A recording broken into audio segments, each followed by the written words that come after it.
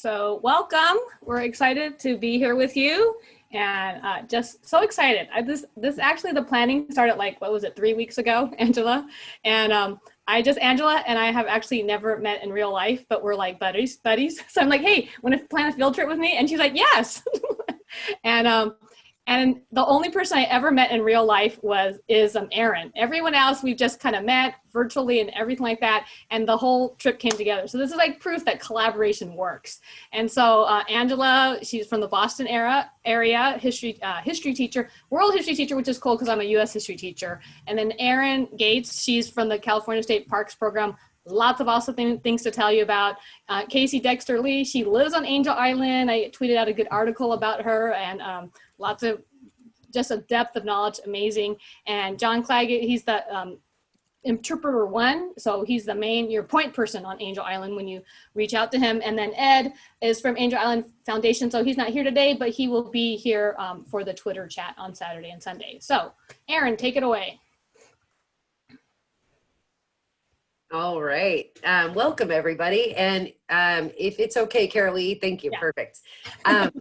Welcome, everyone. So as Carolee mentioned, my name is Erin Gates, and I am a coordinator. Doing Angel Island. I am a coordinator for a California State Parks distance learning program called PORTS. And if you haven't heard of us, that's totally okay. It is an acronym because we're a government agency and acronyms seem to be our thing. So PORTS stands for Parks Online Resources for Teachers and Students. We've actually been around for over 15 years. And the reason PORTS was created was because we were finding that less and less students were visiting our state parks on field trips because of a decrease in funding, or perhaps the state park was too far away that they couldn't visit. And we knew that sitting in all of your classrooms are the future stewards of our protected spaces. So you might not be from California, but this totally still applies to you. Our national parks, our forests, our historical sites, they are going to need protection and care in the future. And the stewards of those parks are in your classrooms. So that was really one of the reasons why we started PORTS, is that we understood that we needed to reach students and make sure that students understood the relevance of parks in their lives. We have reached over, 500,000 students since our inception. All of our programs are completely free. And we not only provide live virtual field trips, which you're going to get a demo of today with John at Angel Island, but we also have a whole bunch of resources that can be used by you in your classroom and your digital classroom to help bring history to life. And especially for something like history, you know, we learn about all these topics and in our classrooms, you teaching them, and as students, the students are learning about these topics, but to give them that real world example, to have them make a connection between the topics you're discussing and how it connects to our lives is really what's going to drive home your lesson in such a more powerful way. And we know that our California state parks have ways of helping to bring your history lessons to life. So I'm really grateful to all of you today for joining, and I'm specifically really grateful for Carolee and for Gabe and Angela for welcoming me to come in and just give you guys a very quick overview of PORTS, because what I'm hoping is all of you, as you are starting to put together your lesson plans for this upcoming school year, that you will consider bringing us with you and letting us help enhance some of the things that you're teaching in your classroom. So I'm going to do some screen sharing for just a moment. I just wanted to point you all into a couple of directions. Specifically, let's go ahead and just start with our website. So you can find us at ports-ca.us, and I'll type these into the chat a little bit later.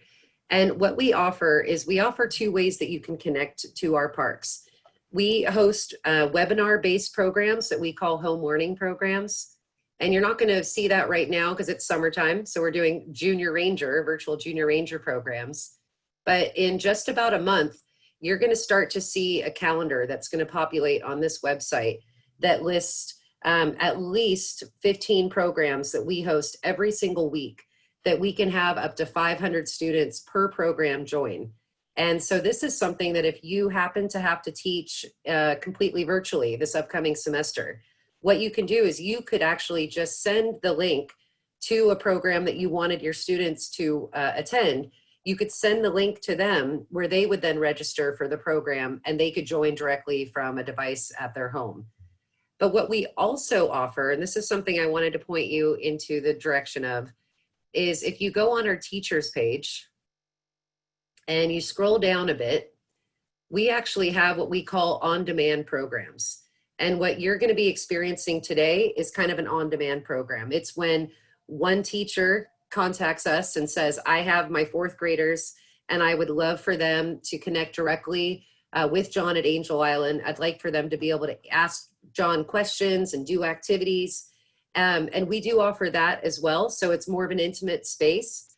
And the way that you can find out all of the sites that we have for on-demand programs is to come here. And this is quite a lot of sites already, but wait for about another month because all of California's state parks, all of our 280 state parks have to go virtual this year, just like you do. So we are going to have more blue dots on that map than I can even imagine. And it's something really exciting because we have places like, for example, Columbia State Historic Park. And today we're going to be diving into Chinese immigration history.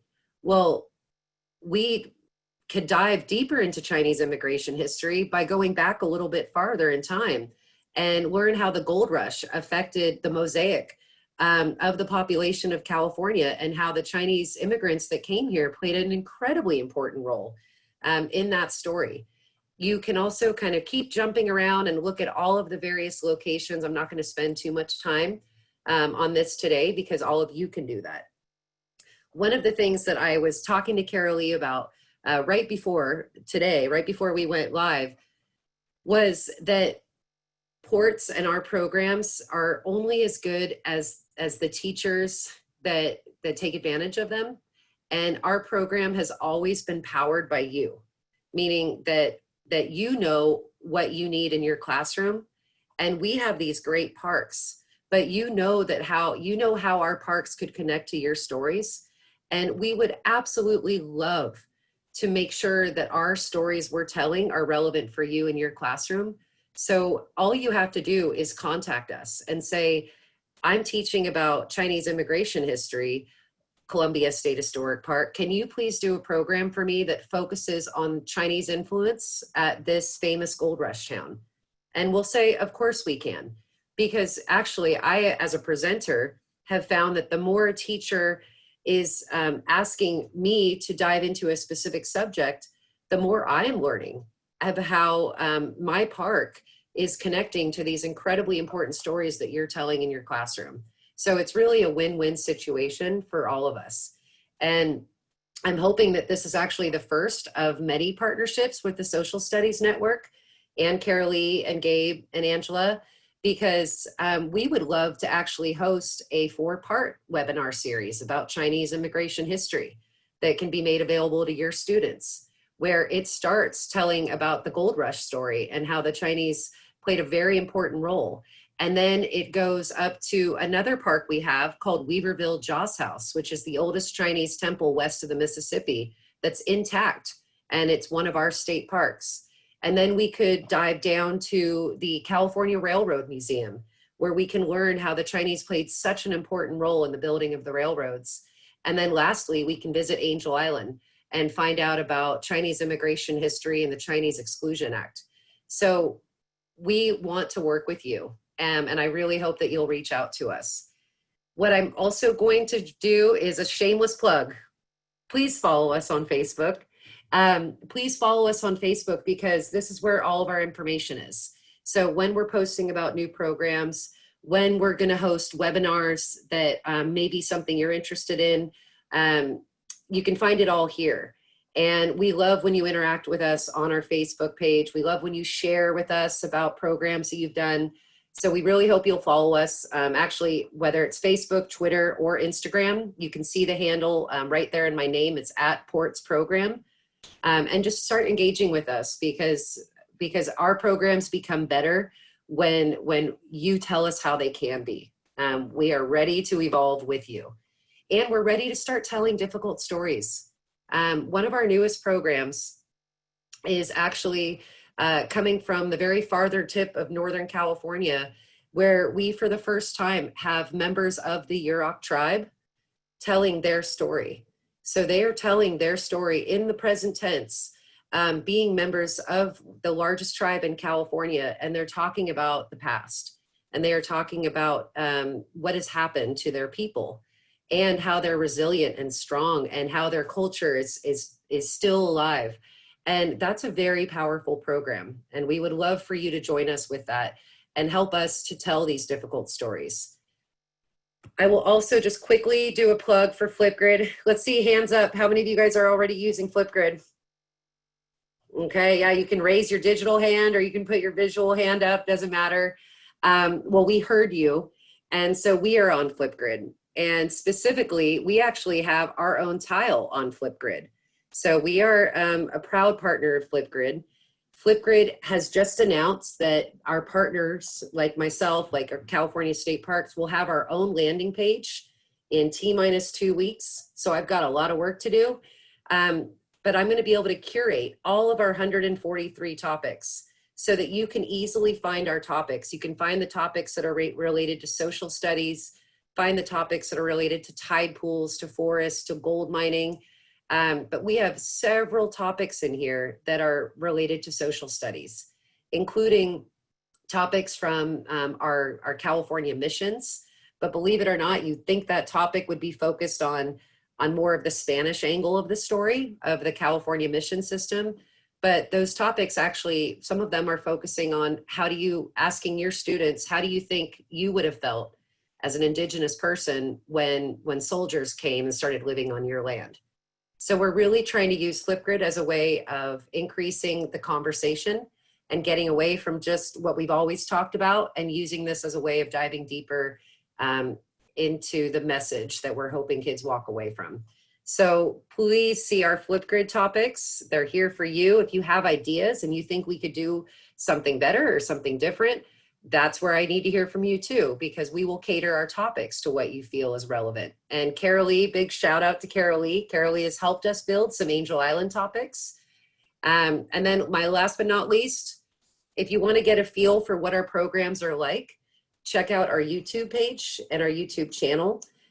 This is where you can see a whole bunch of videos of our recorded programs that we have done in the past and all of the different subjects that we cover. So even if maybe it's going to be about a month before we start offering our live programming, you can always check these out as a way of getting the ball rolling. So I don't want to take up any more time than that. I do just want to say that this is going to be an incredible year. It's going to be an incredibly difficult year for all of us, but we also can have this opportunity to spin that into something positive. And I think that's something positive is the fact that we are collaborating on a greater level than we ever have before. We are teaming up to work together and to work smarter and not harder. And California State Parks is so ready to assist you with that. And we would be really grateful if you would let us bring California State Parks into your classroom. So thank you. Yay. Thanks, Erin. That was awesome. And Erin really is awesome. So take her up on it. I just reached out to her and go, hey, PBS is coming off these series. You need to promote Angel Island. And then we became, we became buddies before that. But so yeah, so we have a lot to tell you. So really excited, Angela, to talk about Angel Island. I put the bit.ly, I put the link in the chat, but this is the link also here, so you can grab it. You can, if you want to copy it down, you can scan the QR code if you have a QR code reader, and that you'll have everything that we're sharing. Everything is linked to each other. So I know like teachers freak out when they think they're not going to get the presentation. We're giving you everything free of charge. So I woke up this morning, I was just kind of thinking about this thing, and I actually was on I was talking to Flipgrid this morning, and I was just thinking about what got us to this moment. And so I thought of 3 T's. I know, isn't that clever? So tech, you know, we're in challenging times. Like Erin said, it's challenging times, it's fraught times. just all over the place. We're going to these remote learning classrooms, and I found out I have to use Google Meet. I'm not on Zoom, but it's okay. We're going to figure it out, and we're going to figure it out together. Just the fact that we're all here together, all my friends and Twitter friends and virtual friends, but they're real people, you know, working together is so powerful. We were on a teacher Zoom together, some of us, and we were talking about what's happening across the country. Like, isn't this cool that we're talking together and we're working together? I tell my students, if Hamilton and Jefferson could have worked together, just imagine what.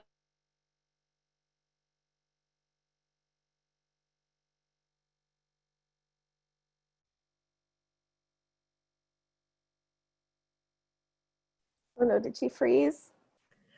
I think it might have frozen for now. So Angela, you might have to just take it away for a moment.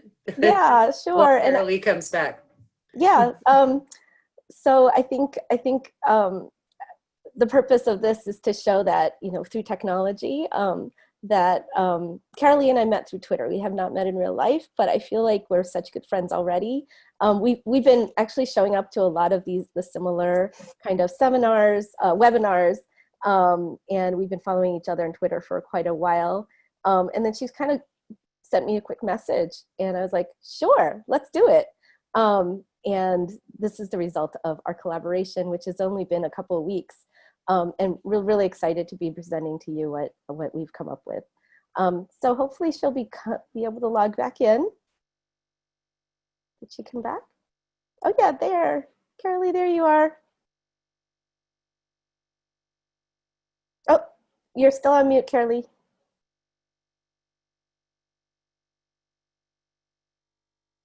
See? So I can like mess up in front of all these people, but it's okay because you're my friend and it's cool. So, you know, so don't be scared of technology because I'm recorded getting kicked out of my own talk. But don't be afraid. There are people who are like, oh, Twitter, I'm not going to Twitter. Like, Twitter's awesome, right? The history Twitter community is very tight, and so many great happened because of it. So anyways, I just wanted to encourage you in your classrooms, reach out. There's so many friendly people. This morning I woke up and someone's like, we're going to work on anti-racist curriculum and diversifying our curriculum. And all these people just leapt on and just started helping them and giving resources. So that was like really awesome. So Angela. Let's get the presentation going. Is it not? Oh, I got to do it again. Okay. Yeah. Sorry. Let me look this up. That is true. Since we started this, Carolee and I've had a couple of Zoom calls, and it always lasts for much longer than we intended to. And it's just been so fun. All right. All right. So we wanted to start off sort of saying why. And I know all of you are here. You already know why, sort of intuitively. But just to start articulate it, because especially for our students, representation matters. And I know that having these culturally inclusive and responsive materials and content for them really makes a difference. And I think as I was thinking, and I've been watching a lot of, I watched the whole PBS series. If you haven't, it's amazing. The PBS series documentary, special one that came out in May on Asian Americans. And I learned a lot. I've been studying Asian American history for a lot of my, since high school. But I had learned a lot from that series, and thinking about how Asian Americans are instrumental in continuing the fight for civil rights, how instrumental they were in really weaving the narrative of American history, and in a way that I had never really thought about it before. Because even in today's society, I think especially with the pandemic, the whole thing about the rise in Asian American, anti-Asian American sentiments has been really scary. And it's been really tangible. And that continued prejudice and discrimination towards Asian Americans as the perpetual foreigner. I think having materials and content like this to let students know that it's been that Asian Americans have been, are part of the American fabric is really important. And also tying to current day, much of the history of US immigration policy is reflected in what's occurring today. And knowing what happened in Angel Island, knowing what happened with the Chinese Exclusion Act, really sort of sets that foundation and gives us a good historical perspective in terms of understanding what's going on today as well. So I want to give it back to Carolee, and she has some goodies to show you before we move on. So yeah, totally, representation matters. Our students need to, Joanne Freeman, one of my favorite historians, she said that girls need women, people who look like them, flesh and blood examples with a voice who use them. And so if we don't show our Asian kids people that look like them, they're going to be disenfranchised and they're going to be limited in what they see as possibilities. And I realized that growing up, I think I didn't have enough role models that I needed, but also people who are not Asian need to have that role model too, to see like, hey, everyone and people of color, everything, right? We need diversity so we know that this is the possibility. It's not just, 8 white men in a room, like people were complaining about Hamilton, but I did love that Philippa Sue is half Chinese American like my daughter. So we're going to show you some stuff. We're not going to show you everything because Angela and I would sit with you for 2 hours and you'd get tired of us. But we do have like plenty, like 2-3 hours worth of stuff for you. But I'm just going to show you a glimpse. But I have more stuff. I have a whole digital doc for the students. It's all linked everywhere. So don't freak out. You get it. So before the trip, you're setting up the kids and we're thinking about a remote learning classroom. So you're flipping stuff. And so this is just a doc that I took that I would do together with the class in live time in person. But I'm like, hey, I don't have to spend that time in the classroom. They can go find it themselves. So I used a timeline and I said, look it up and go fill in the blanks. And that's just getting them foundational knowledge. And that's just one part of the timeline. And then before the trip, getting ready, let's talk about it. What do you know about Angel Island? You learned a little bit. What do you know? And show the location where it is. And then even like you can customize it for your school. So like I went on this trip with my friend Lindsay. She was, can you come and talk about Angel Island? It's like, oh yeah, was it a day of the week ending in Y? so I came and talked to her, and so I custom, and then like, can I go on the trip too after I talk to them? And so so I took it and I made a map and I go, hey, look, this is where your school is compared to Angel Island. So that's kind of fun. And then before the trip, it's also good to prepare kids, right? Because you're like, there are kids you've been on field trips and you see the other class because your kids are prepared, but you see that other class, those kids are like clueless, but you want them to anticipate, right? And look forward to things that they're going to see. So I give them this and like, okay, now that you've learned about Angel Island, let's think of some questions that you can ask about. Let's ask some educated questions. Maybe you can ask the ranger an educated question and make your teacher look good. And then when you go on the trip, and you can let the teacher know, Ranger John is the friendliest person in the world, Ranger Casey is, and you can like even say, hey, we're going to want to look at some of these things. Make sure you cover that, and even like tell the kids, okay, well if they answer your question, then you can answer that in the doc. And this is like silly, but this is like one of my favorite pages, slides in our digital notebook. So you can take a screenshot on your device, right? And so we use Chromebooks, so I give them the directions how to do it. And so take a picture on your field trip and show us your favorite scene and tell us why you like that. And that was like one of my favorite things to look at for the kids after we come back. So let's have some history. So I wanted to start off and say that Asian immigrants came to America as early as the late 1500s. I'm a world historian, so as soon as Carolee came to talk to me, I was starting to think about what's the global context of the Chinese immigrants that came in. I did a lot of sort of U.S. immigration history when I was in undergrad and grad school, but now I'm looking at it in a much more global lens. So in the 1500s, the Spanish Galleon ships were coming in from Manila. They were coming from the Philippines with the silver that were coming in from South America, and they were going back and forth. And as they were going back and forth, they were bringing laborers, they were bringing merchants of all different from all different ethnicities and races, and a bunch of them started settling on the Pacific coast. They were called the Los Chinos. And they settled and are centuries old. And that's something I haven't really discovered until more recently. And then there was a trickle of Chinese immigrations in the early 1800s to the west coast of the United States. And this trickle started to become a little bit bigger. There was a lot of things that were going on. So what were some of the push factors? And if you've done immigration history, this language makes a lot of sense. Like, what were some of the things that were pushing the Chinese out to want to go look elsewhere? And there was only there was a lot of war and conflict that was going on in China in the mid 1800s. So namely, we have this big, opium war with the British, which they lost. And because of that, there's a whole host of things that happened to the Chinese economy and the Chinese government, and that made people want to start looking elsewhere. So that political instability and that unrest started pushing people out.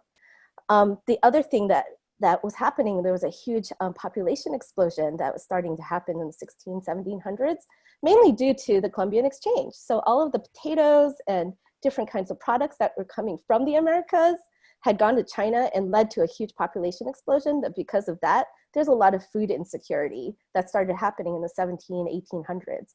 Add that to the many wars and civil wars that were happening, people wanted out. And then there was a lot of natural disasters. There was a famine that happened that led to about almost 10 million people who died in China. So they were looking for places to go. This affected disproportionately the southern part of China, where a lot of the Chinese immigrants to the Americas first came from. So what were some of the pull factors? Of course, economic opportunity. In 1848, also sort of a banner year for California, was starting the gold rush. And the name for San Francisco is still called Old Gold Mountain. And so a lot of the Chinese immigrants came because they were in poverty. They wanted to find a way to bring money back to their communities, and they came to mine for gold. A lot of them came as contract laborers, indentured servants as well, to work the land and then send money back to their families in order to support their families, because there were no other opportunities for them. So these push-pull factors played a big role in bringing Chinese immigrants here. Most stayed to work during the gold rush economy, and a lot of them came as sojourners or intended to be sojourners, but ended up needing to stay. So by 1860, there was about 63,000 Chinese in the United States, and 3/4 of them were in California. And with the rise in Chinese immigrants, they do start facing some discrimination. By 1865, when the Transcontinental Railroad was starting to be built, it was about 90% of them 90% of the laborers that worked on the Transcontinental Railroad were Chinese laborers. And so, for instance, people praised them for that. Leland Stanford of California praised the Chinese workers as they were quiet, peaceable, industrious, and economical. Right? Their labor was recognized as essential for completing the Transcontinental Railroad, but they also faced discrimination. So once the railroad was done, the big pictures that were taken to celebrate the joining of the railroad, none of the Chinese laborers were invited to be part of that picture. Between 1870 and 1880, there was 139,000 Chinese immigrants, which is a drop in the bucket compared to the 3.2 million who came in that decade to the United States. Most of them came from Europe, on the other side of the country. However, the sentiment towards the Chinese quickly shifted as the numbers increased, and the xenophobia was a sort of a continuity, and we saw that. If you take a look at this political cartoon, you'll see it's a Thomas Nast cartoon, and it's actually pretty critical of the way the United States was. It's sort of showing their hypocrisy, like all the people who sort of climbed over the wall, but now they're throwing down the ladder so that the Chinese immigrants couldn't go in. But the extension of the anti-immigrant sentiments continued from the 1870s. Prior to that, sort of generation before, we see the anti-Irish Catholic and anti-Catholic sentiments of the Know Nothing Party. And also in the 1870s, another big thing happened globally. It was the first global depression. We always think about the 1920s, but that wasn't the first big one. The first big one was in the 1870s. Those of you who teach U.S. history the later part of US history, you might cover the Panic of 1873.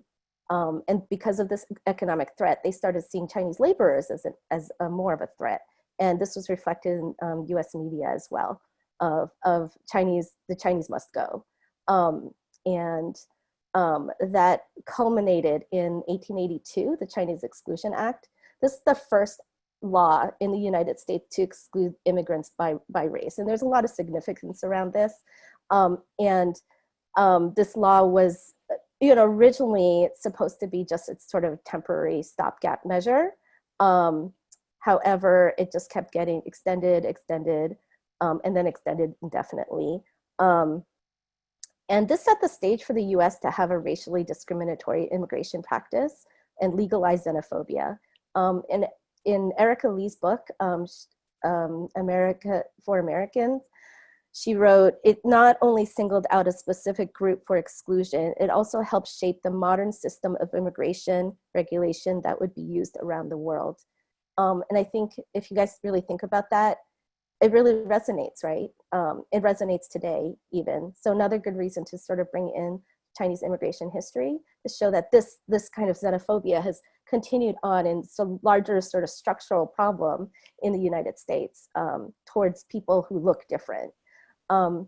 So what's going to happen? Like at this Exclusion Act, no more Chinese immigrants. It started declining, but then something happened at the turn of the century, sort of allowed that to happen, and sort of sets the stage for Carolee and her family to be here. So take it over, Carolee. So essentially, if you don't fit one of the exempt classes, you're out. You're not coming. So you're in China. Opportunities are limited. Maybe you're intelligent, you have potential, but there's no way that you can get to America because you're excluded. But then something terrible becomes an opportunity for many Chinese people. So the 1906 San Francisco earthquake and fire, the year my grandfather was born, it burns all his citizenship records. And so now the Chinese are like, hey, this is an opportunity. And so they start claiming all these citizenship because you can't prove it because it was paper, it wasn't on a database. And all these children, a lot of sons in China. And I forgot what book I read, but it was like, they claim like way too many sons, right? Because like it's really statistically not the case. And so this paper son phenomenon comes along. So you can't come into America. You don't have a relative. You're not the kid of a citizen. But they start developing this paper son and daughter system that I'm going to say, hey, this is Mr. Wong. He's like, okay, I'm going to bring my son to China, but I'm going to have an extra spot for a son. I'm going to sell it to you. You can pay to come to America, but you're going to have to come as my son. So you're going to have to study these cheat sheets. You're going to have this whole identity that's not you. Like, where's the village? Who's your parents? Everything. You have to memorize all this stuff. The amount of information they had to memorize, like, I just leave me in China. I would not be there. But that's what all these people did. So America figures out the Chinese are doing that. So they decide, we're going to interrogate you. And so 1910 to 1940, Angel Island is the immigration station where they start interrogating the Chinese. And people call it the Ellis Island of the West, but it really isn't. It's the gatekeeper, because Ellis Island was welcoming. The great majority of the people got in. But in Angel Island, it was a detention center. It wasn't welcoming. Their liberties were restricted when they were there, and it wasn't guaranteed that they were going to get in. And it wasn't a fair system. So I'm the fourth, I'm the youngest, there. I'm the fourth of 4 children. I'm the 15th grandchild of my grandparents.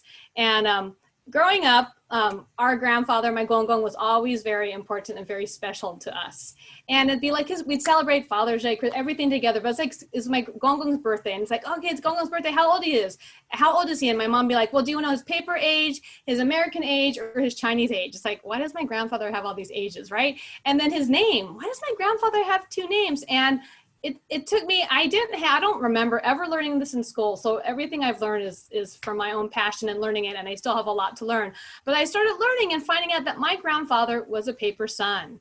And so what does that mean? How did he come? And so he was a young man in China, and there was limited opportunities. And so an uncle was able to acquire the papers. I think it was $100 per year of life. He came over at age 17, but on paper he was age 19. So he comes over, he's on the USS Woodrow Wilson, and he comes to Angel Island. He lands in November 12th, 1923. And he goes through a medical exam. And if you read about, I have my mom's awesome. She's the family archivist. So she's like went to San Bruno and she got our family's papers. And one day I want to go there too. But so Chinese report like the medical exams was very humiliating. You know, they're not used to these Western style of exams and having to take all their clothes off, and they're looking for parasitic diseases like hookworm and stuff like that.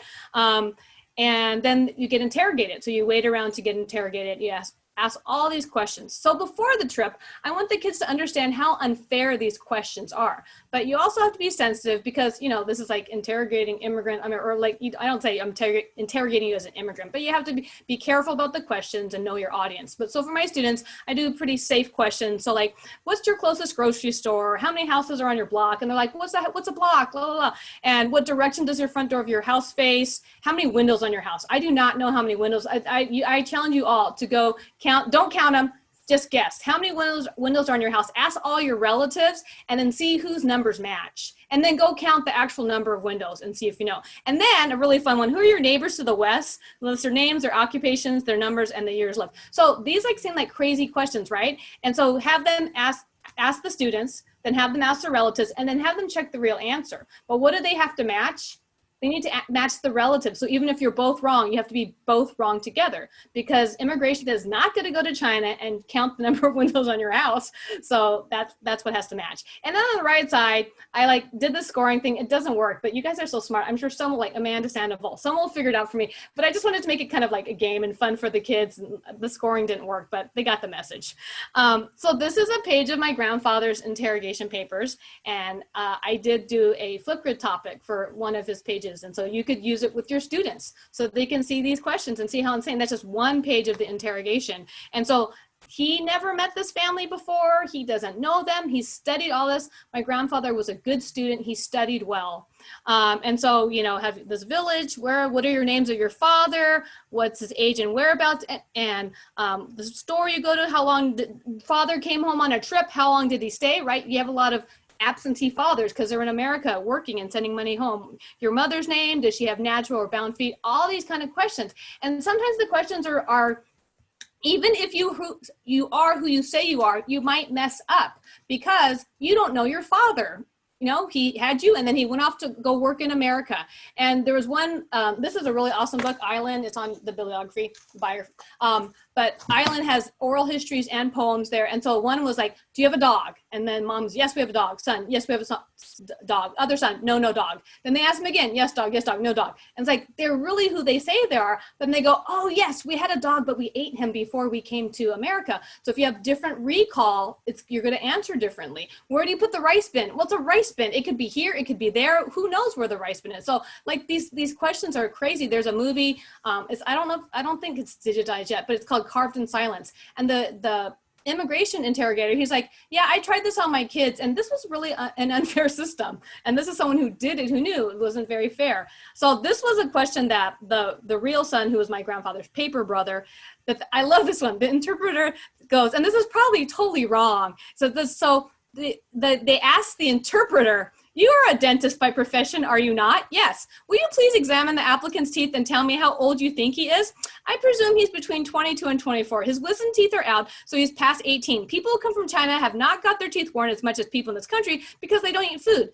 Do the applicant's teeth appear too old for him to be 21 years of age, American reckoning? No, I don't think so. So they're asking the translator to like judge this guy because he's a dentist. It's like, that seems a little wrong. So one thing that we know about Angel Island, which I think helped Angel Island stay, is that there was all these poems. So the Chinese wrote poems to express themselves. And if you're ever feeling depressed, read Angel Island poetry. It'll make you feel more depressed. And it's really powerful to use the poems with the students because you go, what words do you hear? What words are repeated? And, you know, like teenagers are into being like, you know, distraught. So it's like perfect, you know, it's all like prison and loneliness and tears and everything like that. And so there's just all these poems, and it's so cool because even though, you know, it's not a immigration station anymore, thankfully, but we can still hear the voices of the immigrants through those poems that are on the walls. And it's a powerful way to share those voices with the students. And so, yeah, so this book is really awesome. This book is really awesome because you can read some of those poems there. And if you have kids, we like 70% Asian, I think, at my school or my district. And so some of the kids, when we go to Angel Island and Ranger John or Ranger Casey show the kids these poems, some of them can read them off the wall, which is really cool. So you talk about, you know, representation and prior knowledge and all this stuff. It's really cool. So, so here's just a few more things. So in order to, so the real father, or the man, Mr. Wong, bringing my grandfather into the country, he needed a white witness. And it's just what it says, a white witness. And so this white witness had to verify that his father was a merchant. And so that's what's happening in this paperwork, just a little piece of paper I show you here. And then, so this is going through the application. So he had he had his interrogation. Then they had to determine whether or not he was going to be allowed into the country. So on the top part, it says that this guy claims to be a merchant, this alleged father. So everyone's alleged, like we're not going to say you're the father, you're alleged, right? And then he reasonably established his status as a merchant. Okay, so ding, you're a merchant, you're allowed to be here, right? That means you're allowed to bring your kid. So then we're going through the interrogation. So the applicant, Wong, that's my grandfather, is in good agreement with his alleged father and PL brother, both in their present testimony and that taken when the alleged brother was an applicant for admission in 1921. So not only did my grandfather's interrogation answers have to match the answers now, this brother who came over on the boat, but it had to match the other brother who came 2 years prior. Like, that's a lot of stories to match up. And so then they said, I move that he be admitted. The other guy says, I second the motion, I concur. So that was a happy ending for us, because I wouldn't be here if he didn't. So my gongong got into the country. This is, some of you may have seen this, some of you may not have not. This is a certificate of identity under rules relating to Chinese residents. So this was like, they make it like this was here to protect you, but Chinese had to have their own special certificate of identity. You may have seen some other ones and they have like the picture of the person's on the other side, but I didn't put that there, but you could find those. But this is certifying that this Chinese person named and described on the reverse side has been regularly admitted to the United States, and here's the proof and all that stuff like that. So yeah, so even that special thing. So you need a happy ending. I mean, you don't have to, but it's a happy ending. He gets into America. Not that it's not easy. He gets into America as a 17-year-old. He goes to school. He's too tall. And I think they tried grammar school first. Anyways, my aunt knows. But he comes into America, and then 6 years later, he goes on a boat, and he goes and he picks up my grandma. They're match made, and she comes as a 17-year-old who doesn't know any English and marries a man she doesn't know because they're match made, like Mulan. Well, it didn't work for Mulan. And then they come to America and they settle down and they live their life in America. And my aunt gave me this book. This is a diary. It's almost 20 years old, just a little diary. And so he writes about going on these journeys, coming to America, going to get my grandmother, the name of the ship and everything like that. And so they settle down, and they, if anyone follows me on Twitter, my mom would tell me about playing step ball. So this is one of the houses they lived in, and they played step ball on this house. And then they had a family. They had a family of 7 children. My grandfather worked in the wholesale produce business. That little girl, the one in the middle, that's my mom. And so she was the first one born into the family. The second one is my uncle. And they had a family of 7, and most of us here in Southern California we were counting last night, 78 relatives. We haven't hit 80 yet. But all this legacy of this young man being courageous, coming over on a boat, memorizing all the stuff, and coming to America. And that's the beginning of our family story. So I'm very grateful to my grandfather and to his courage coming. And I'm grateful to be able to share this with you because it's important for me to know who I am before I can be comfortable with my kids and help them understand who they are, so we can connect and we can make history come alive in the classroom, so that we can become empathetic people, so we can care and know history happened to real people who made real decisions, who had real struggles, so that we care about our society and that we can be engaged and informed citizens who care to make a difference. That's why history matters, because civics matters. Happy story. Angelina, want to say about the Exclusion Act? Oh, that's not the happy part. Okay, So, again, the sort of the global context of 1943 being the date for the Chinese Exclusion Act being repealed was because we were in World War II, and China was an ally. So as a way to sort of appease our allies or show them a step of good faith, it was repealed. However, there was still the quota system, and the numbers of immigrants that could come from China was still severely limited until the Immigration and Naturalization Act that was passed by Lyndon B. Johnson in 1965. My family came in 1975, and the reason why it was because there was an opening of that of the immigration quota systems. So I think that is it in terms of the history, and I think we're ready to sort of set up for going on our trip. Yeah, so bunch of resources. They're all linked all over the place. These are some highlights of the resources. So on the top, I made a 360 virtual museum, Chinese museum. It's part fiction, part real, but real links and stuff like that. So actually, I needed, ThingLink asked me I made a flat museum, and ThingLink says, hey, can we have 360? I'm like, I need to go to Angel Island, but I can't go right now. So we actually decorated my dad's closet. He'd been passed away. And so you'll be amused with my museum there. And then on the bottom left, that's Flipgrid. So there's lots of topics, and we're sharing you all the topics straight, but ports will be like great and super organized. You'll be able to figure out that stuff yourself. And then on the right is, I had the pleasure of working on curriculum for PBS Asian Americans. Jane Hong, my buddy, my mentor, my favorite professor, historian friend, who's here. Thank you for coming, Jane. She is also she came because her family came because of the 1965 Act. And so the cool thing about, like, you have to pay to stream the series, but there's all these lesson plans. I think eventually 35 lesson plans, and I call them their grab and go. When I was working on the curriculum, I said they have to be grab and go, that teachers can just use them. It's not going to be like, oh, I've never had ethnic studies, I never had Asian American studies, I don't do it. No. So there's every lesson has a clip. So a video clip from the thing, just a few minutes, really fast, and then everything that you need to teach that. So that's really cool too. So thanks for coming. All our contact information is there. We're all over Twitter. We're gonna have a slow Twitter chat. So if you have any questions that don't get answered, we will have Q&A at the end. But if you have any questions, on Saturday and Sunday, we're gonna have a Twitter chat. You don't know how to do a Twitter chat? No problem. I give you another link, and you can see how to use TweetDeck, and you can reach out to any of us. We'll explain it to you. But we'll have a slow Twitter chat. We're on Twitter. Everyone will be there answering questions. It'll be like an extension of the party, and that'll be fun too. So don't worry if you have a question that's not answered. This isn't the end. It's just the beginning. And if you want more, we can bring more. So thank you, everyone. Thanks for coming, and take it away, John. Hi, everyone. I'm John, and I'm actually on Angel Island at Angel Island State Park, and I'm at the resource. And the resource here is a historic immigration station. And I wanted to make sure everybody can hear me and see me. Is this working out? It is. Okay. Carolee, could you stop screen sharing? Oh yeah, good idea. So we got a great team of interpreters here on Angel Island. We got a great team supporting us in the ports program, and I'm just very thankful with my career with California State Parks. I'm in it about 15 years. I've been on the island 2.5 years, and it's really exciting working with such great teachers like Carolee, setting the bar high, really motivating me to say, hey, how can I help all of you teach history? How can I let the students learn?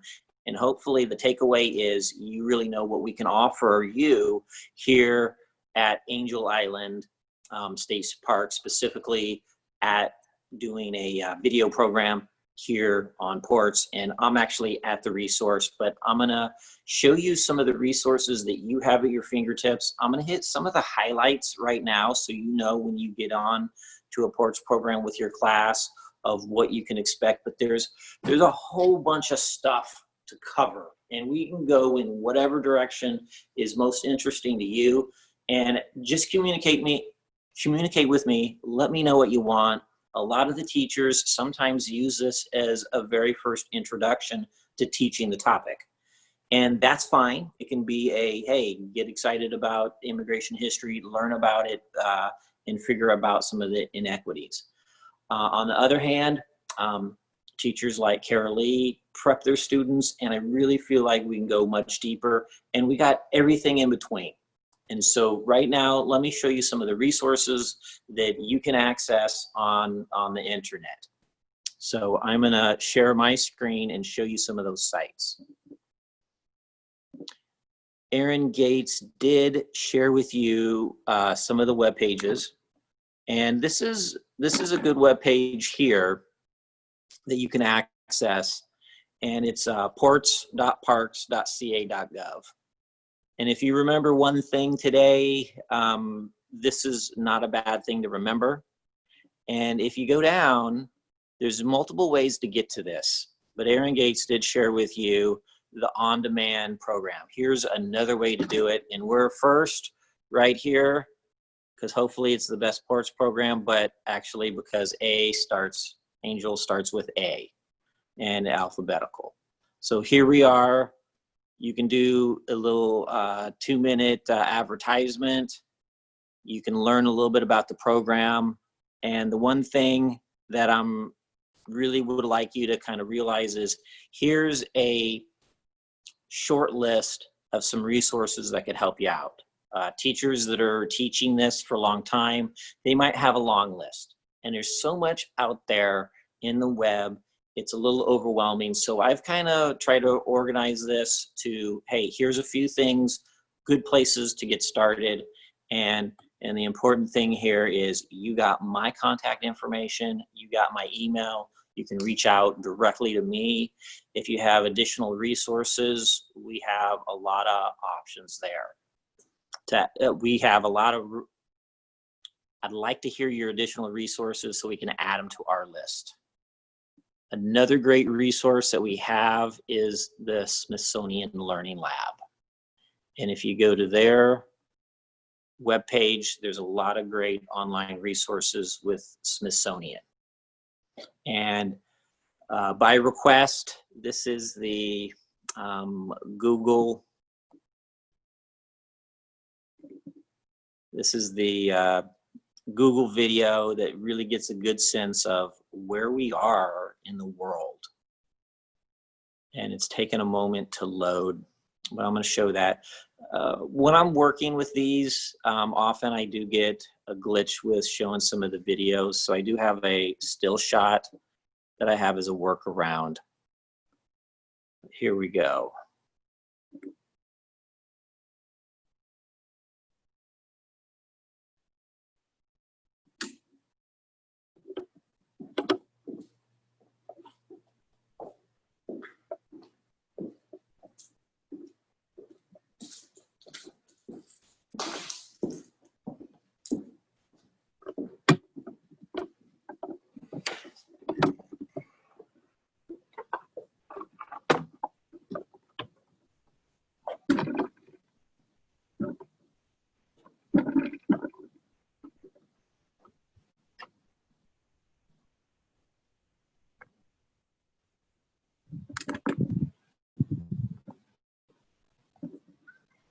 So hopefully that came through to all of you of where we are.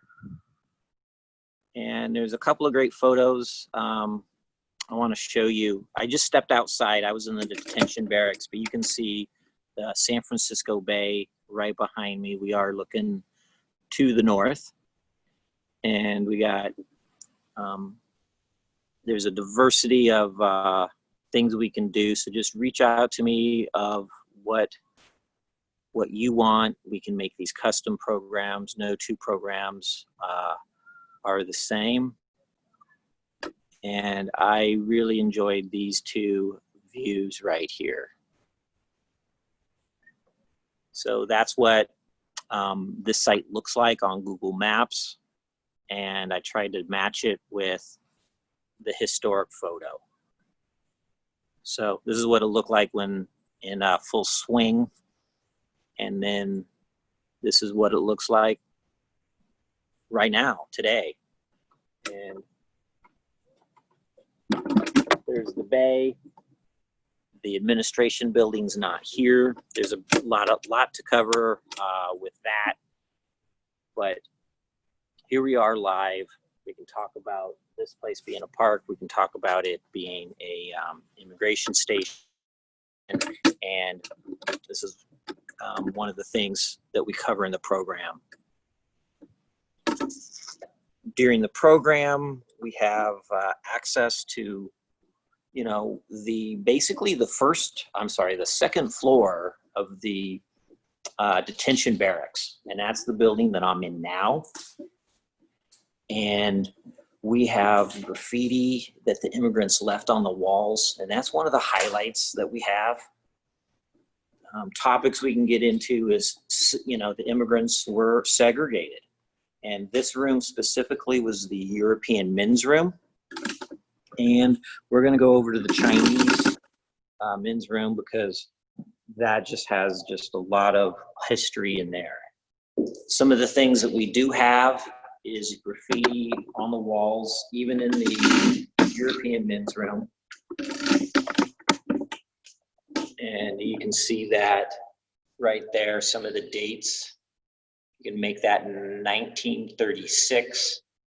We got multiple languages on the walls here. And depends on what you're interested in. I'm just giving you a little sample here.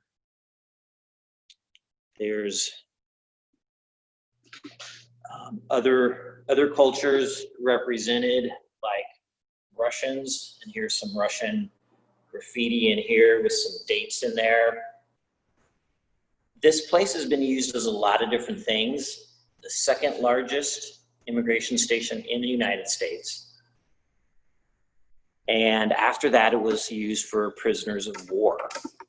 And it's interesting because we have some graffiti from that prisoner of war era in Japanese, talking about people being here for a certain amount of time. And there's just so much to cover. One of the classic things that I think is very powerful is comparing and contrasting this place as a prison versus detention. And a lot of the poetry that people are talking about is referring to being a prison, pigeon in a cage, or being in prison. And this is one of the poems that we do have on the wall. And this is a very powerful moment, a moment that I usually share with most of my students with all the programs. And it took a little while to be able to read this poem without getting too sad and depressed, but here it goes with my best Kansas accent. It's been a long time since I left my home village. Who could know I'd end up imprisoned in a wooden building? I am heartsick when I see my reflection. My handkerchief is soaked in tears. I ask you, what crime did I commit to deserve this? Immigrants were detained on the other side of that wall. Historically, this was for the European immigrants, but we're going to go to the Chinese side.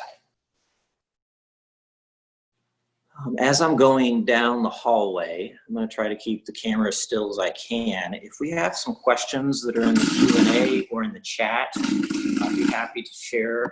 I'd be happy to hear those. And then we're going to climb up into the bunks and see some of the actual poetry on the walls on the Chinese side. Naomi wants to know how long were the immigrants detained? On average, the European immigrants were detained for 2 or 3 days. And the Chinese, because there's the Chinese Exclusion Act and the government had that interrogations to prove their identity, the Chinese were detained for 3 or 4 weeks. The longest person was detained for 22 months. Now, in situations that people are here for months at a time or more than a year, chances are they're going through the appeal system. The government was allowing immigrants the right to an appeal. And you're allowed 2 appeals, and you're appealing to Washington, D.C. So there's the appeal board out there, and you're writing letters, and it takes time for that appeal system. Right now we're heading into the Chinese men's detention barracks. And they have the same style door. And this room here doesn't have the bunk beds in it, but between each set of poles, you got 3 bunk beds. And not only is this the old detention barracks, but today it's our museum. Unfortunately, it's closed right now. But here's just to get a sense of the museum exhibit. So if you do have a chance to come here in real life when we're open, there's just a little bit of a preview of what you're getting into. What other questions as we go into one of the Chinese men's room? John, they were asking about Europeans being here. So I was just going to mention the largest group of Europeans. This is Casey, by the way, from Angel Island. The largest group of Europeans were Russians coming across the Pacific. Most of them would come down either to Harbin, China, or Yokohama, Japan, and board ships there coming to the West Coast.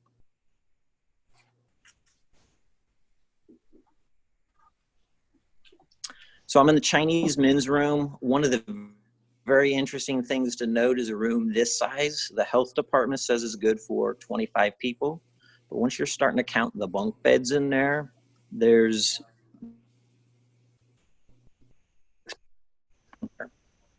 one of the bunk beds here in a moment. But one of the things that's interesting to know is that the immigration officials weren't providing mattresses for the Chinese at the beginning. The whole notion was Chinese were a hardy peasant stock and they didn't need mattresses. So in the first years of immigration, had issued blankets and a pillow, and that's it. And right now, I'm going to jump up on the second bunk bed in here. They got 3 bunk beds, tall, top, middle, and in the bottom bunk, and they're 2 bunk beds wide. And as people are literally coming here by the boatload, they can fold these bunk beds up and out of the way. But if you did that, it'd make it a little hard to climb up.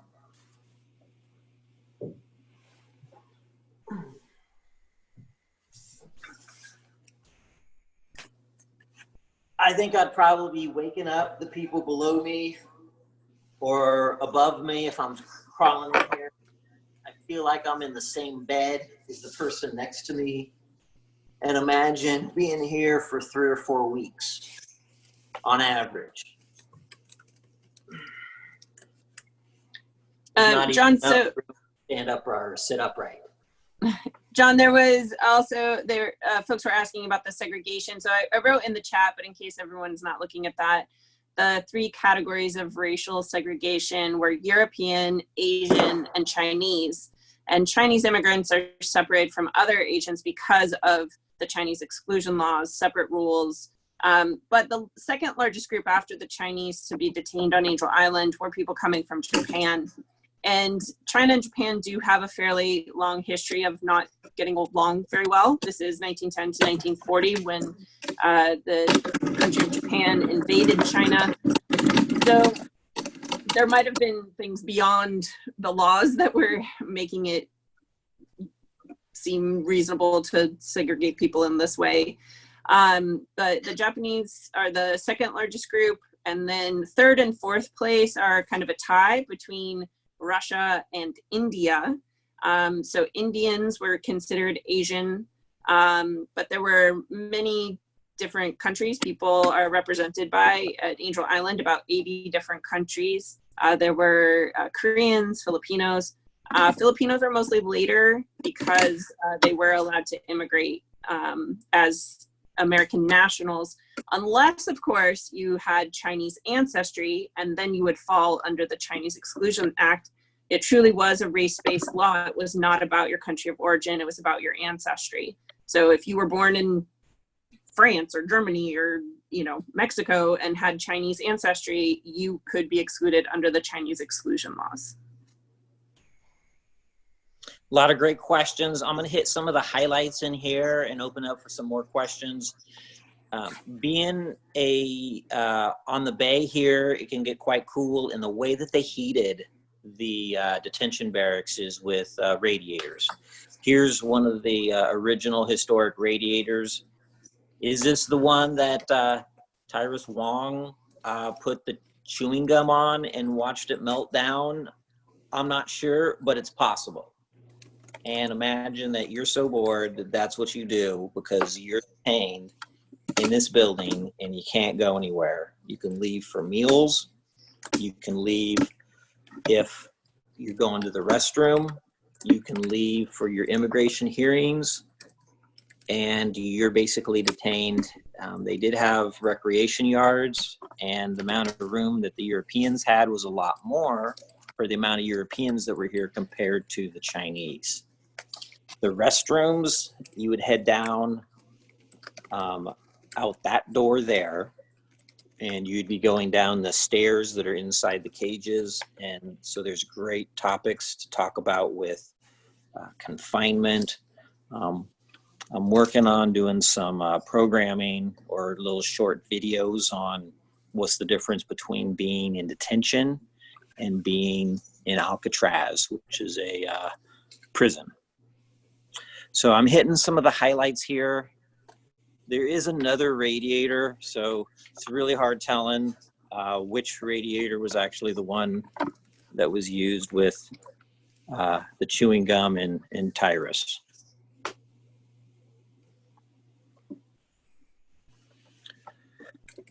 One of the things to note is the laundry hanging up on the line. The immigrants didn't have laundry facilities provided for them while they were here on Angel Island. And if you were here for 3 weeks, you do the best you could. Maybe wash your shirt in the bathroom, in the sink, or in the shower, and line dry it. We probably know of close to 200 poems. They've done some research and the amount of layers of paint that we have here. And in some cases, you might have 6 to 8 layers of paint. And if you could read Chinese, some of these characters you might be able to make out. So it's great that we're here at the resource. And this poem right here has a lot to share. And this is this very poem that has been translated into English. And there's another line, I can't quite get it all in there. But here we go. 1,000 sorrows and a hatred 10,000-fold burns between my brows.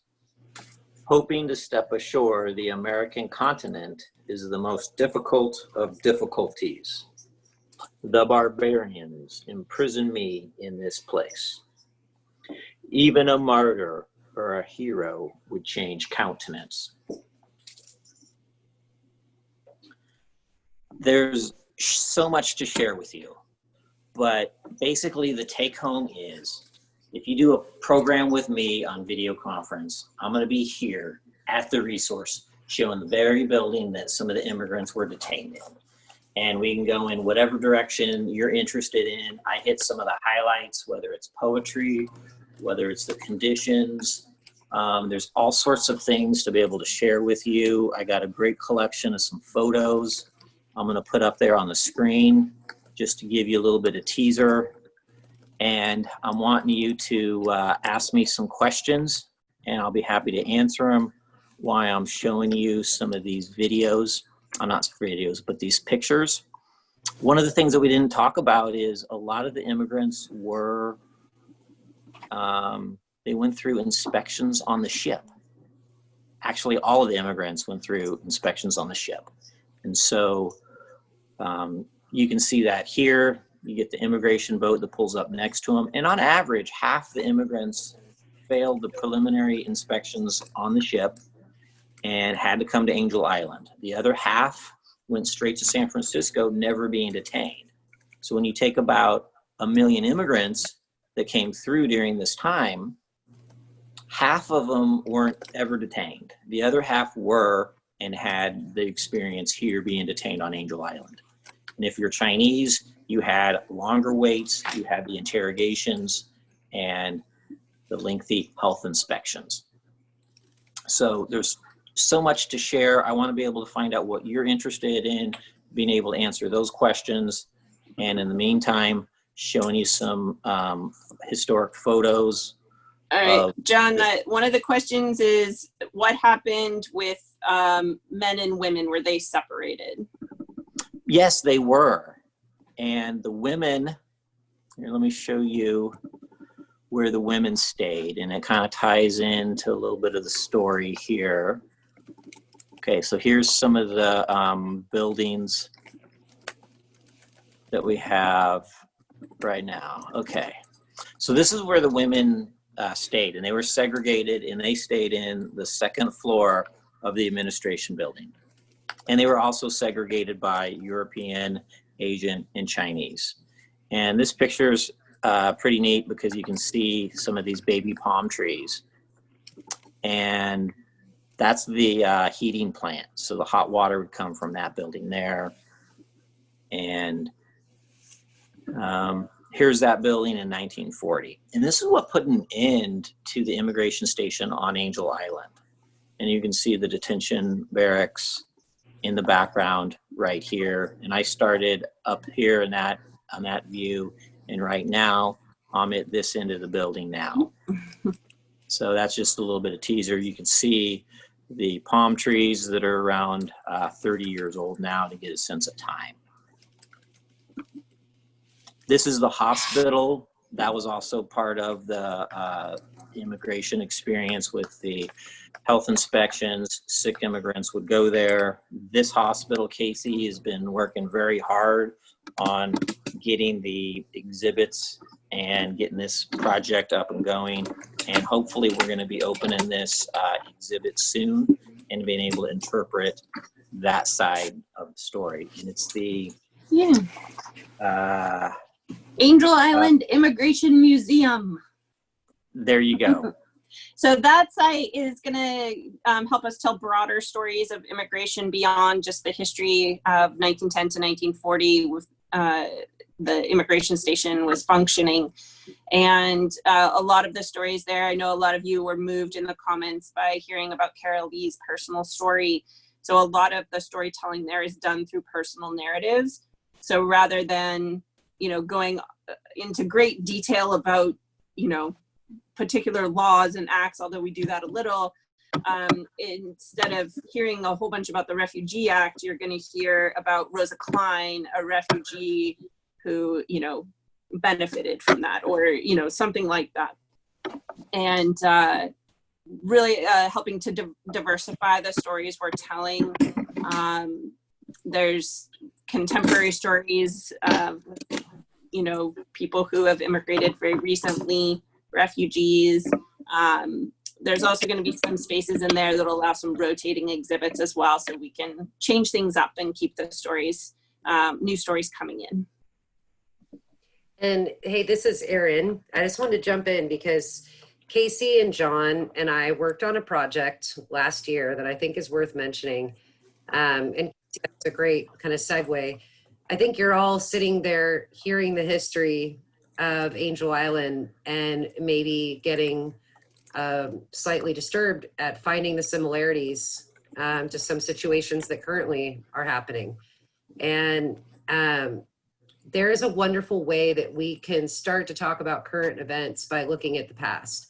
And last year, we actually teamed up with Napa County Office of Education, who had their after-school program reading a book called Refugee by Ellen Gretz. Mm-hmm. And it was a very powerful book. John and Casey and myself actually all read it.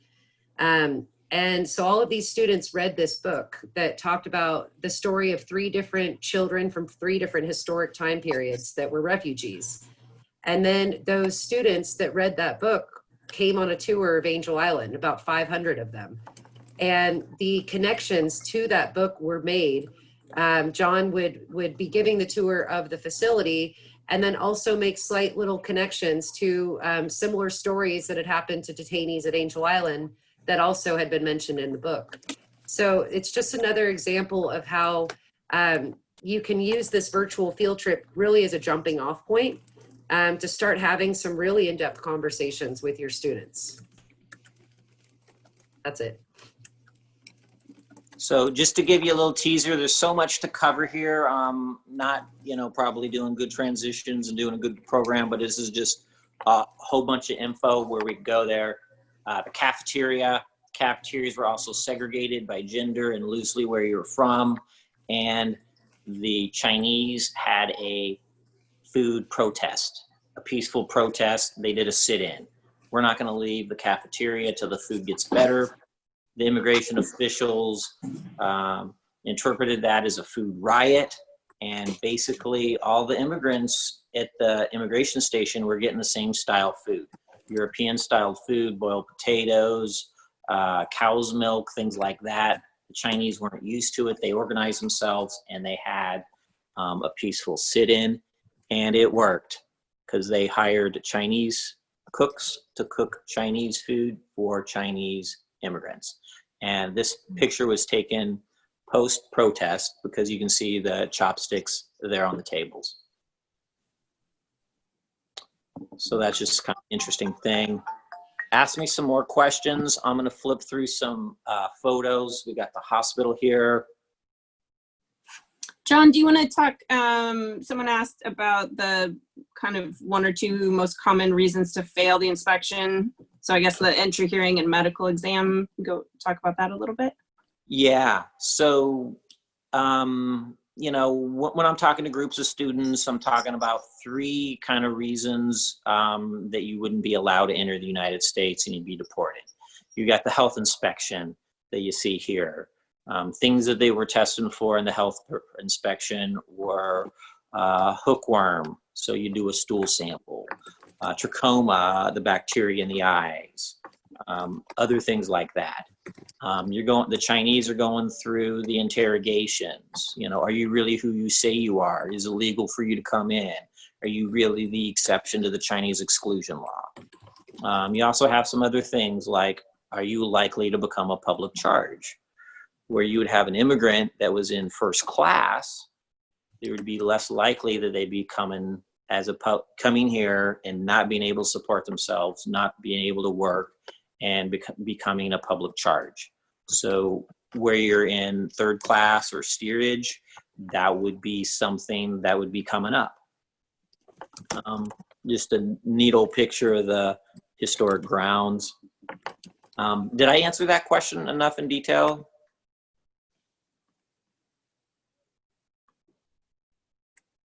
Sure. One of the, I think one of the only pictures I have of actually immigrants in the detention barracks right here in the Chinese side.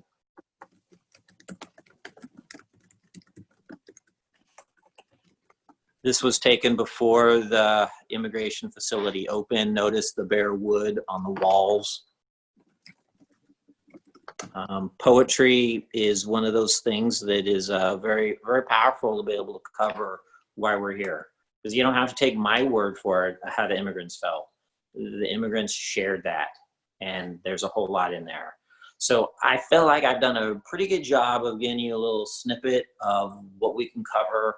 If there's a particular direction you want to go, we can go that way.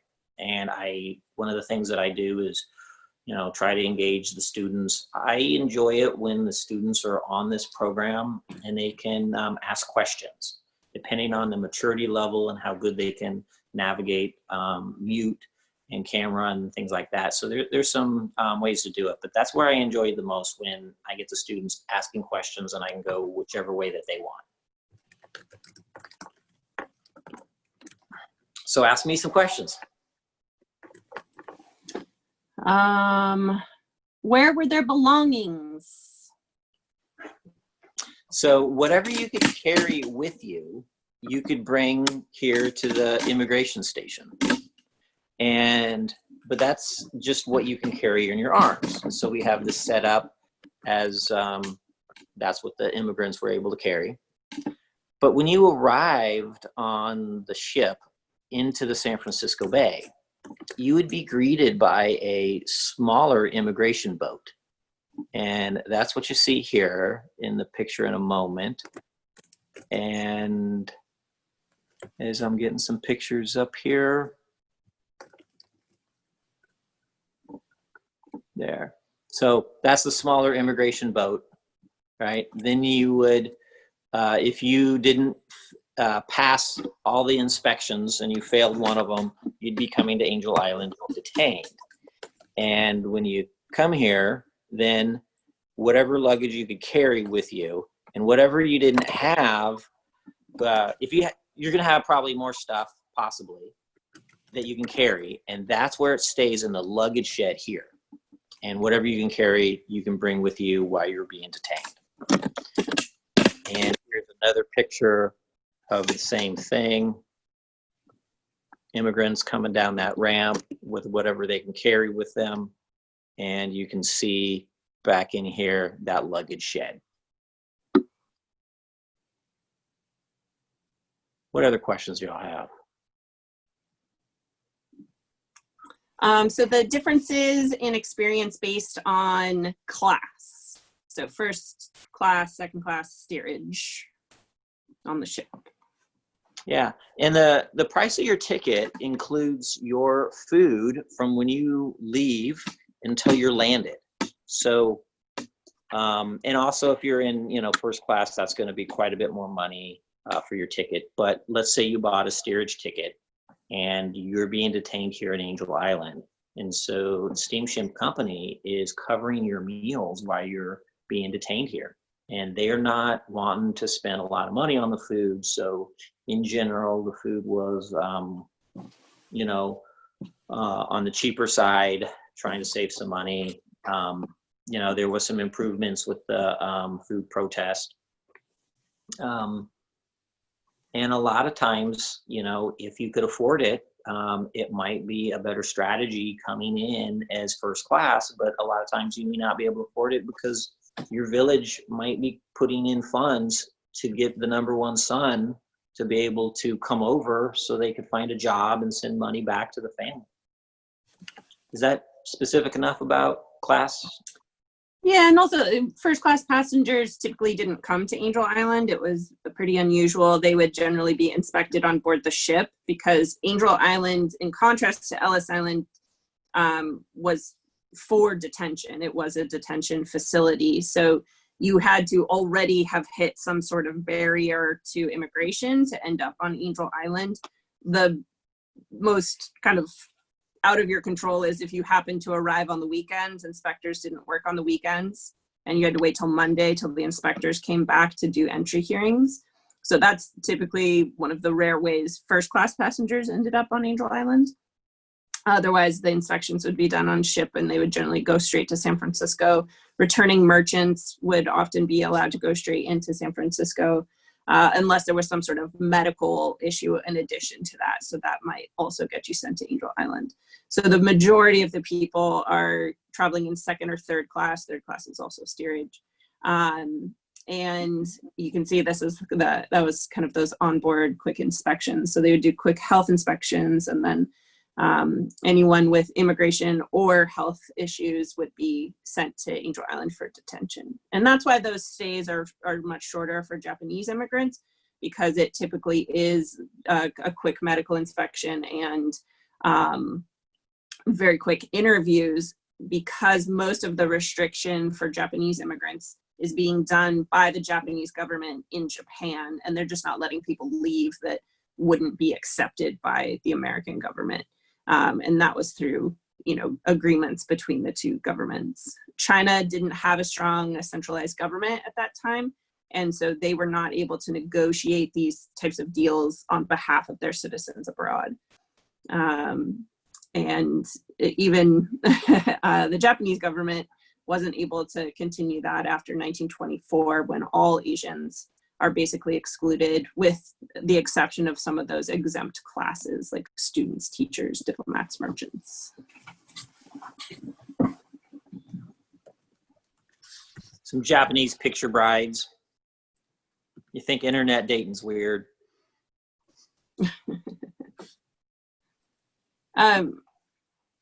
So we're getting down to the end of our time, I think, right? Yeah, I've shared everything that I want to, just giving you a teaser. Would love to have you book a program with me on Angel Island, and whether it's an introduction or the students are able to get into it deeper if they've had a lot of prep, and then they can actually see the resource that I'm in right now. So ports.parks.ca.gov and look for Angel Island resources on there. And my job is to make it easy for you to teach and the students for learning.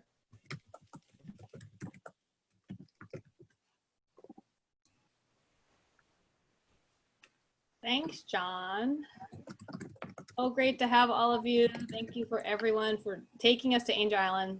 It's like magical. Yeah, that was great, especially like from the East Coast. I've gone, but I was still a child the last time I had gone, so that was really amazing to be able to see how we can be really using it with our classrooms, our students. So thank you so much. So yeah, this isn't the end. This is the beginning. I think we're going to continue on with our collaboration. Everyone likes each other. We're so grateful for all of you coming and spending a good chunk of time in the summer together. We'll look forward hanging out with you on Twitter on Saturday and Sunday. The Twitter chat will be coming through. Make sure you use our hashtags, hashtag Social Studies Network and hashtag PortsFan. Erin, do you want to say anything else? Or Casey or Gabe? Just want to jump in and say thank you, Carolee and Angela and Gabe, for putting this together. And all of you educators, you are the ones that are helping our current younger generation understand how we can try not to repeat the past by studying history. And Carolee, thank you so much for being vulnerable and sharing with us about your family's story, because that was really powerful. So we're really looking forward to working with all of you. Hey, I agree. Thank you so much. And I'm looking forward to our planning meeting on this Monday, and looking forward to future collaborations and just continue to spread the word. Thank you, everybody, for joining in. Thank you. Thanks everyone for coming. We'll see you on the On the Twitter chat. chat.